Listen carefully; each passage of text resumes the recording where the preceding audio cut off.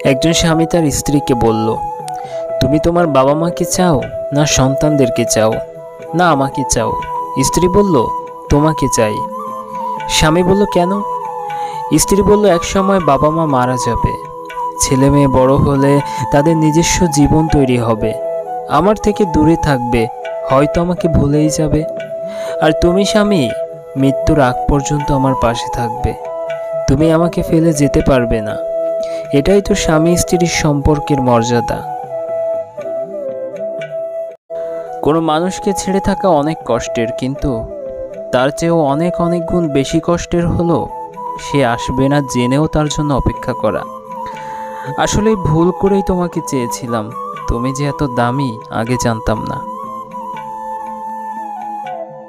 যে কোনো জিনিস ভাঙলে শব্দ হয়, কিন্তু মন ভাঙলে শব্দ হয় না।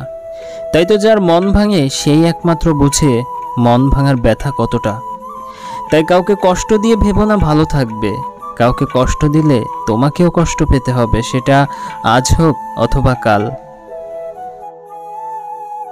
একজন বাবা তার ছেলেকে বলছে, শোন বাবা, কখনো যদি নিজের পছন্দ মতো বিয়ে করিস, তাহলে স্ত্রী হিসেবে একটি সুন্দর মুখের চেয়ে একটা হাসি মাখা মুখকেই প্রাধান্য দিস।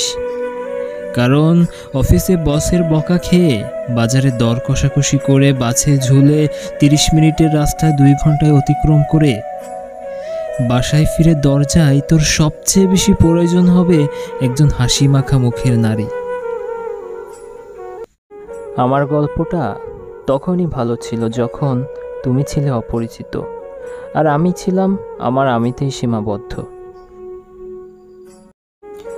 আমি সবচেয়ে বেশি আমার ভাগ্যকে ভয় পাই, কারণ আমার পছন্দের জিনিসগুলো উপরওয়ালা বেশি দিন আমার ভাগ্যে রাখে না।